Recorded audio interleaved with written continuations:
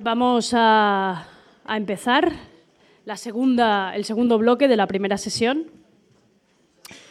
con la ponencia de nuestra compañera Amparo Tomé, profesora de Sociología de la Educación en la Universidad Autónoma de Barcelona, codirectora del Grupo de Investigación de Género y Educación del Instituto de Ciencias de la Educación, desde el 93 al año 2000, directora del Departamento de Igualdad de Género y Valores en el Instituto de Educación del Ayuntamiento de Barcelona, del año 2000 al 2007, directora de las publicaciones Cuadernos para la Coeducación, de la Autónoma también, de Barcelona, del 92 al año 2000, directora de la Asociación Ciudades Educadoras en Valores de Igualdad de Género, y hay un montón de cosas más. Vamos a ir a lo más reciente, que es la actualidad, que es experta y formadora en varios proyectos de educación y género para las consejerías de educación e institutos de la mujer en todo territorio español. Desde el año, nada más y nada menos, 1992 al año 2021. Una barbaridad de trabajo. El título de la ponencia es La coeducación en mi vida.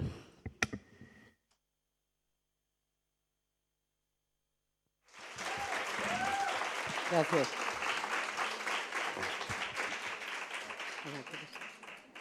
Buenos días a todas. Gracias, Nuria. Estoy emocionada, así como suena. Estoy emocionada de pertenecer a Dofenco, de estar aquí con vosotras y de empezar una nueva vida, porque, bueno, nunca se acaba. Si realmente tienes input, somos los que estamos teniendo. Con lo cual, gracias a Elena, gracias a Ana y gracias a Nuria. Cuando hablo de la coeducación en mi vida, quiere decir que he tejido. Primero voy a contar cuándo, como preguntaba Elena, ¿cuándo os hicisteis feministas? Pero yo he tejido mi vida con la coeducación. Es decir, mi vida y la coeducación han ido entrelazándose y tejiéndose continuamente. Y esto, pues, quizás no lo he analizado nunca, pero para mí ha sido en beneficio de mirar mi vida siempre desde la perspectiva coeducativa, quiere decir desde querer transformar para poder educar a las niñas y a los niños y en los grupos donde he participado. Es decir, la coeducación es la escuela, por supuesto, pero la coeducación es una filosofía de vida. Y esto no lo podemos separar. Es decir, no actuamos en la escuela y en el pub, ¿no? O no educamos en la escuela, en el pub, en la calle, en el ayuntamiento, a la hora de pedir cosas, a la hora de reflexionar, a la hora de ayudar, de abrazar, de vivir, de soñar, de esperar. Es decir, estamos coeducando porque vivimos coeducando. Por esto el título de la ponencia.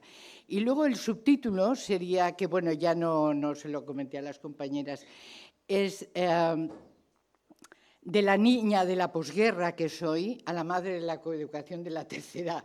Es decir, de la niña de la posguerra, donde en un pueblo de la provincia de Salamanca de 1.500 habitantes, donde las restricciones, os podéis imaginar, eran todas, que no las voy a mencionar porque todas hemos leído lo que significaba en aquel momento ser niña, en un colegio de monjas. Estudié en la Universidad de Salamanca, obviamente, filología inglesa, y que esto fue lo que me permitió empezar a volar. Es decir, tuve una madre lo suficientemente fuerte.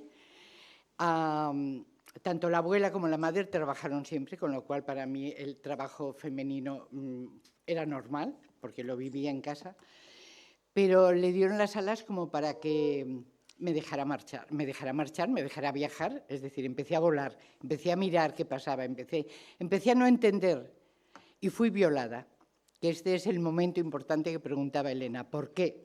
Pues yo creo que el feminismo, la no comprensión de la violación fue la que me hizo preguntarme qué pasa, o sea, qué es esto y por qué.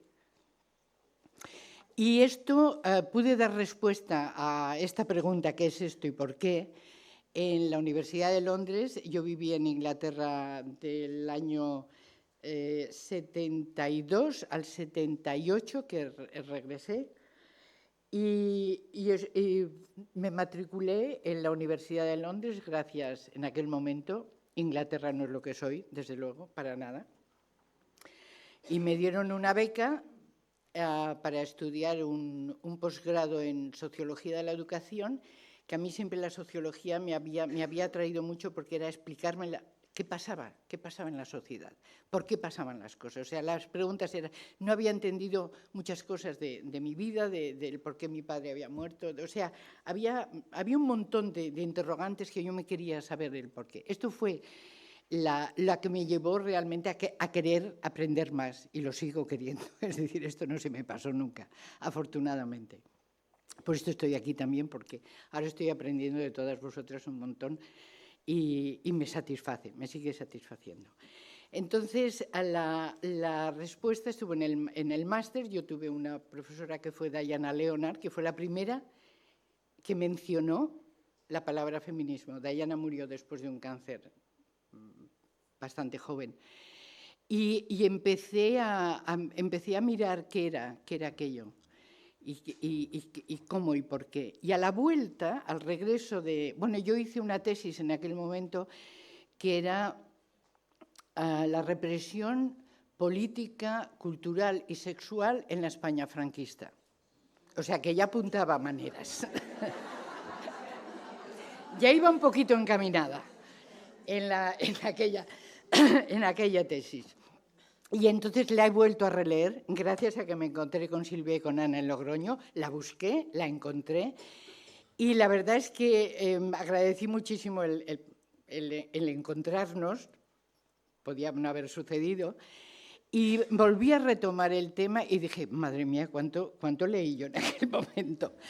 Bueno, si no tiempo, por lo menos me interesó muchísimo qué era lo que había pasado, la reflexión sobre la España franquista, la represión que tuvimos, los hombres también y las mujeres también. Y ahí fue, en un momento determinado, creo que que me había matriculado en los cursos de doctorado. Y entonces hubo el primer congreso de Sociología de la Educación, que fue en 1980, creo recordar. Pero no lo sé si fue en el 80 o en el 90, porque ahí fue donde me encontré con Marina Subirats. Y a partir de ahí Marina me enseñó todo lo que sé. Y se lo reconozco porque creo que he sido una de sus mejores alumnas. Eso es verdad, y siempre se lo digo y siempre se ríe y dice, pues si tú también sabes tanto como yo. Digo, no, que aquí la maestra y la alumna es la alumna. Y entonces a partir de ahí me dijo que si me interesaba dedicarme al tema, y dije sí, o sea, no lo dudé. Para lo cual, bueno, ya sabes lo que es la administración, tuve que pedir un año sin sueldo, bueno, todas estas historias que nos pasan a todos cuando queremos estudiar y saber más. Y entonces ya empezamos a plantear realmente qué era lo que pasaba en las escuelas y por qué pasaba y qué había que hacer. Y entonces fue el comienzo del equipo de coeducación del ICE. Entonces, ¿qué planteamos? Planteamos hacer una metodología de cambio. Ya habíamos leído, por supuesto, a Madeleine Arnott, a Valerie Walkerdine, o sea, ya se habían hecho estudios, por supuesto, en los países anglosajones sobre el sexismo en las escuelas y demás, con lo cual ya teníamos ya una ventaja de cómo se habían hecho. Lo que teníamos que elegir era la metodología de intervención en los centros educativos. Entonces, ahí lo que hicimos fue aprovechar la metodología que se utilizó en la nueva sociología de la educación, que fue en Londres, y fue Michael Young, que había sido además mi tutor, afortunadamente, en el máster. Y la metodología consistía en poner el microscopio en aquellas partes de la escuela que no acabábamos de entender por qué las chicas teniendo o viviendo en la escuela mixta, que ya después de la Segunda Guerra Mundial en los países, nosotras no, porque tuvimos el franquismo y hasta la ley del 70 no hubo escuela mixta, bueno, todo lo que ha explicado Elena antes. Entonces, el porqué, y fue poner el microscopio en todos los espacios materiales, organización, jerarquías escolares, para poder entender qué era el sexismo, cómo funcionaba y cómo se podía hacerlo desfuncionar. Es decir, qué se podía hacer metodológicamente para poder dar instrumentos al profesorado para que pudiera detectar. Y esta es la primera parte de la metodología de intervención, es la sensibilización. Es decir, ¿qué nos está pasando en estos momentos? Lo ha explicado Ana hace un momento. A partir del 14 se empieza a ver que algo pasa. Bueno, pues nosotros veíamos que realmente las niñas seguían haciendo elecciones, como siempre, en carreras que tenían que ver con el cuidado y que tenían muy poco valor social y que jerárquicamente no estaban valoradas. Y que además las desigualdades no se podían, se iban produciendo y reproduciendo. Y lo que no sabíamos es que la escuela produce y reproduce el sexismo, porque es androcéntrico, claro, obviamente, y es una institución más. Con lo cual, a la fuerza tiene que reproducir si no hay una intervención querida y deseada, y además con instrumentos para desactivar el sexismo. Con lo cual, esta fue la función. La fase de sensibilización, pues, ¿qué es realmente? Hacer análisis de libros de texto, de relaciones entre chicos y chicas, entre relaciones de profesorado con alumnado entre sí, como el uso de los espacios, el uso de los materiales, el qué traían las niñas y los niños a la escuela, cómo le podíamos, qué era lo que más les gustaba a las niñas, qué es lo que menos les gustaba, cuándo se sentían peor, cuándo se sentían... Es decir, era ir viendo y analizando continuo y constantemente, y aparecía el sexismo en la publicidad. Claro, esto te puede llevar muchísimo tiempo, tanto como más de un año, y además no se acaba nunca, porque el sexismo, como el Facebook, se actualiza diariamente. Diariamente, es decir, no puedes decir en 5 años voy a ver qué ha pasado. Si haces un estudio longitudinal, sí, lineal, sí, pero si no, se está actualizando continuamente. Y lo que no ves un día, lo ves al día siguiente. Y si no ves la tele, o sea, siempre se está, y siempre te sorprende. Porque a ver, como yo me he sorprendido cuando os he oído a vosotras docentes hablar y discutir sobre temas que yo, para mí, era la primera vez. Es decir, sabía que existía, pero no hasta el grado de violencia, de agresividad, de borrado de mujeres, de que el mundo tiene que cambiar por intereses económicos. Siempre ha sido lo mismo, ¿eh? Siempre, cuando no entendemos algo, tenemos que preguntar quién se está favoreciendo económicamente de lo que está pasando. Y siempre tenemos la respuesta. Esta está clarísima, es decir, no nos engañan, ahí sí que no nos... Pero hay que saber cómo combatir, por supuesto. Por supuesto, se ha dejado de hablar de derechos humanos y para nosotras era una parte fundamental de la vida, enseñar a las criaturas que aquellas personas que somos laicas y que no tenemos realmente ninguna afinidad con las religiones, tenemos un código moral para todo el mundo que son los derechos humanos. De repente han desaparecido también, es decir, no hay nadie. Si bombardean, bombardean, si matan, matan, si hieren, hieren, si agreden, agreden, si... O sea, como que no pasa nada, como que estamos mirando hacia otro lado y están pasando cosas terroríficas que no sabemos además ni cómo parar, ni cómo intervenir a favor, no sabemos. Esta fue la sensibilización es hacer ver al profesorado primero y el profesorado obviamente a su alumnado. ¿Qué pasaba?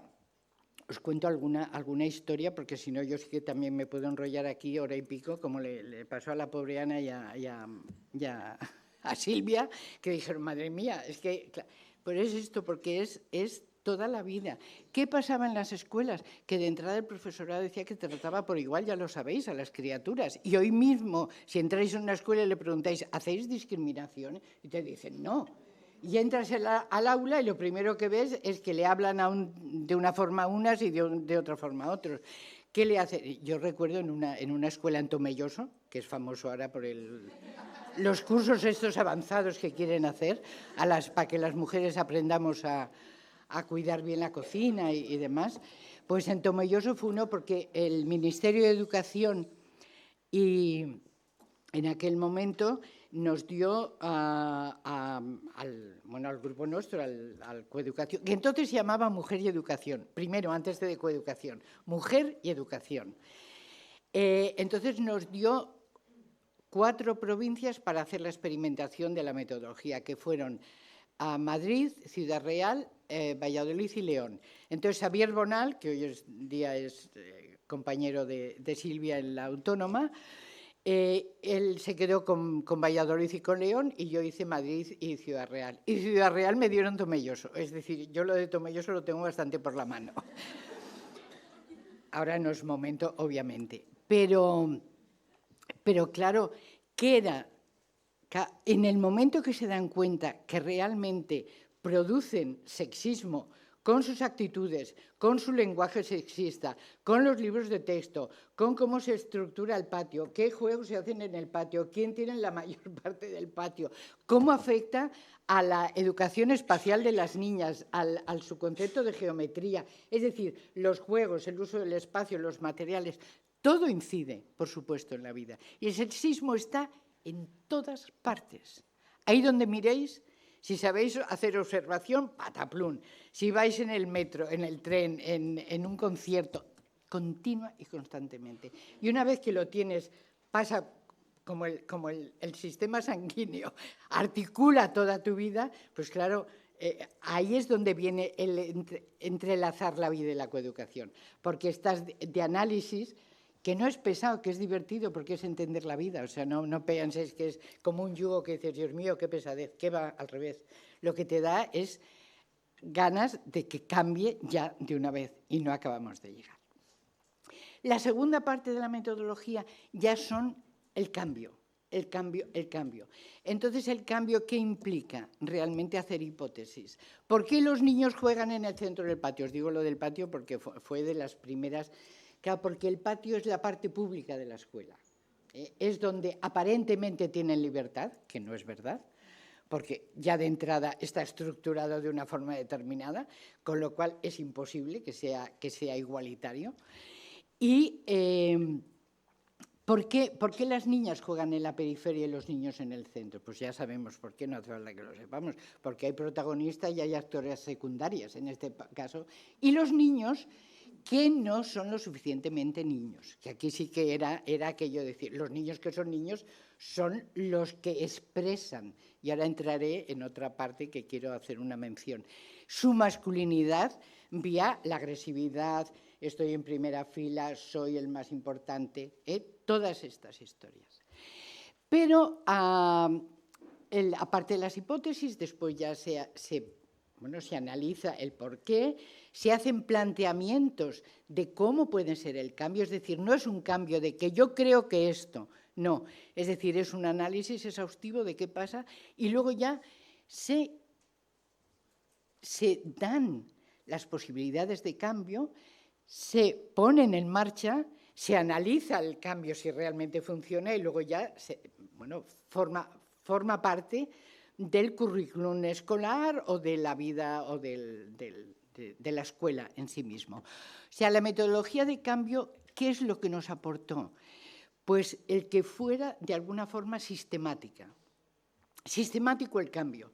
Primero, sensibilizar para poder descubrir dónde está el sexismo, cómo aparece, en qué momentos, de qué forma, cómo de alguna forma afecta la vida de las niñas y de los niños, del profesorado, de las familias, porque esta es la otra. En Tomelloso llegamos a formar parte familias con profesorado. Y fue magnífico, porque muchas de las familias, pues mirad, seguía siendo un pueblo en aquel entonces, estoy hablando del 92, ¿sí?, del 92 al 95, 96, y había madres que eran analfabetas. Y digo analfabetas que no sabían leer y escribir, pero sin embargo sí que querían aprender como la historia de Mary Wollstonecraft, querían aprender para poder enseñar a sus hijas y a sus hijos. Esto era lo que te daba toda la fuerza. Querían aprender para poder educar bien. Y llegó un momento que con otro compañero, que íbamos, en este caso no era Bonal, era Rambla, que dijimos, Dios mío, estamos poniendo a estas mujeres, porque eran mayoritariamente mujeres, luego hicimos con padres también, con hombres, del alumnado, pero les estamos poniendo en una situación de muchísima debilidad, porque ellas no pueden cambiar sus vidas. Y ahí tuvimos que pedir disculpas a las madres y decirles, todo lo que estáis aprendiendo es como vosotras queréis para vuestras hijas e hijos, pero vosotras no podéis cambiar vuestras vidas, porque no había posibilidad humana. Y cuando te das cuenta de esto, de repente dices, ahora tengo que volver a bajar a la realidad para volver a repensar metodológicamente dónde pongo, en qué situaciones pongo, depende a qué profesorado o qué circunstancias. Es decir, la realidad material no la podemos olvidar nunca. Y el sentido de clase social no lo podemos olvidar nunca. Ni la procedencia de sexo, ni la cultural. Es decir, son las tres grandes desigualdades que siguen existiendo y siguen reproduciéndose diariamente en la sociedad, en las escuelas, en las familias, en todas las instituciones. Entonces, desde ese punto de vista, la metodología lo que nos dio, os vuelvo a decir, son cambios metodológicos y además que la propia escuela puede ver cuál es lo que más le importa. Si es empezar por las relaciones agresivas, si es empezar por mirar el currículum escolar, si es las jerarquías que ocurren, si son las relaciones sociales, si son las relaciones sexistas. Es decir, puede empezar por donde quiera, pero el caso es que vaya sensibilizando al alumnado a la vez. Por ejemplo, en los libros de texto, pues era ver qué ocurre aleatoriamente, cada 20 páginas. Pues esto en las criaturas lo veían. ¿Cuántos niños o cuántas niñas aparecen? Y siempre aparecían mucho más niños que niñas, obviamente. ¿Quién habla? ¿Cómo se llaman entre ellos o ellas? Es decir, van viendo continuamente qué es lo que pasa. Y aquí entro, os digo, la metodología sigue estando vigente, si la queréis simplemente que la tenéis que actualizar, obviamente, al momento, a la realidad y a la materialidad de hoy en día. Y sí que en el 93-94 nos llamaron de Bruselas a 9 personas que estábamos, o a 8 personas que estábamos trabajando en investigación en género y educación. Nos llamaron a Bruselas para ver cuál era, desde nuestro punto de vista, el problema más grave que tenía la educación respecto a la igualdad entre los sexos. Y estaba, pues recuerdo, de Cambridge, Madeleine Arnott, a Kiki de Alignani, Grecia, ahora no me acuerdo el nombre de todas, pero bueno, eran 8 países que eran 4 del norte, Dinamarca, Holanda, Alemania, no recuerdo, Francia, España, Portugal, Italia y Grecia, creo que era. Y era, ¿qué fue lo que nos comentaron? ¿Cuál es el problema? El problema, empezamos discutiendo si tenía que ser una historia del feminismo como asignatura en todas las universidades y en todas las facultades. Esto fue una de las propuestas que hicimos. Otra fue, en España en aquellos momentos no teníamos ni una librería ni una biblioteca, recibíamos en la Autónoma, recuerdo, Gender and Education, era la que recibíamos, que era la que nos iba dando además qué investigaciones estaban haciendo y demás. Pero era que hubiera librerías que vendieran libros de género y educación, que era como se llamaban en aquellos momentos. Entonces, cuando entró después de 2 horas y media que estuvimos discutiendo, las 8 mujeres, dijo, "What about the boys?" ¿Y los niños qué? Y nos quedamos las 8 diciendo, ¿qué les pasa a los niños? Y no les pasa nada. Y cuando nos dijo lo que le pasaba a los niños estadísticamente, claro, nos rasgamos las vestiduras. ¿Por qué? Porque los niños tenían 4 veces más accidentes, morían 4 veces más que las niñas. Se suicidaban 4 veces más que las niñas. eran expulsados muchísimas más veces más que las niñas. Entraban en peleas continuas, hacían deportes de riesgos el 90%, cuanto más riesgos, más machos. Cuanto más se pegaban, más machos. Si mirábamos las estadísticas de las cárceles, la mayoría eran hombres que estaban por homicidios. Es decir, cuatriplicaban en violencia, no solamente la violencia contra las mujeres, sino entre ellos mismos.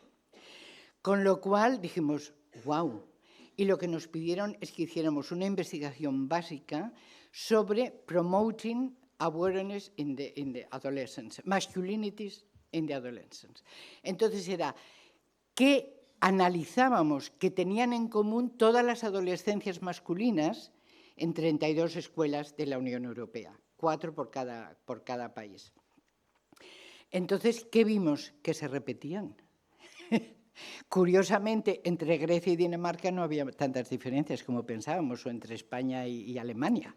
Es decir, las peculiaridades de las masculinidades se repetían continua y constantemente. Llámese qué tipo de carreras elegían o qué pensaban que era lo que más les gustaba o más realmente elegían, y eran carreras todas o oficios de ciencias o tecnologías o oficios masculinos, llámese bomberos, futbolistas. Es decir, mientras que las niñas ya a la misma edad, porque íbamos haciendo un paralelismo con las niñas, tenían el abanico muchísimo más abierto. Ya querían ser algunas astronautas. Madre del amor hermoso. 2 minutes.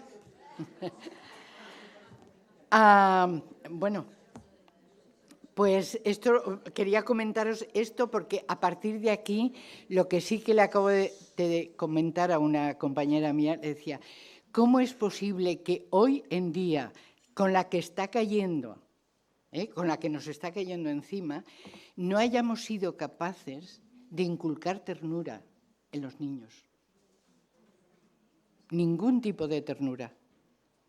Y yo esto aunque sea lo último que diga en mi vida, pero os lo pido por favor.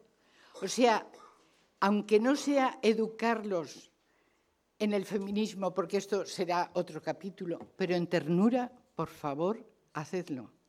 Porque es la única forma que tenemos de poder combatir la agresividad. Es la ternura y el cuidado, no hay más. Y si no les enseñamos cómo actuar en la vida con ternura y con cuidado, seguiremos padeciendo los envites del patriarcado como los estamos padeciendo en vivo y en directo en nuestras personas y de nuestras familias. Y para terminar, por lo menos me dejes terminar, ¿no? Quédate lo de los 2 minutos para ti. Y para terminar, os digo, la cuarta ola, tenemos mucho que trabajar y tenemos las fuerzas para hacerlo. Y además las jóvenes nos dan la energía que necesitamos las mayores. Y esto lo digo por Elena y por mí, por Amparo también y por alguna más. Y viceversa. También nos damos energía. Pues muchísimas gracias. Que nos sigamos viendo muchos años. Nada más.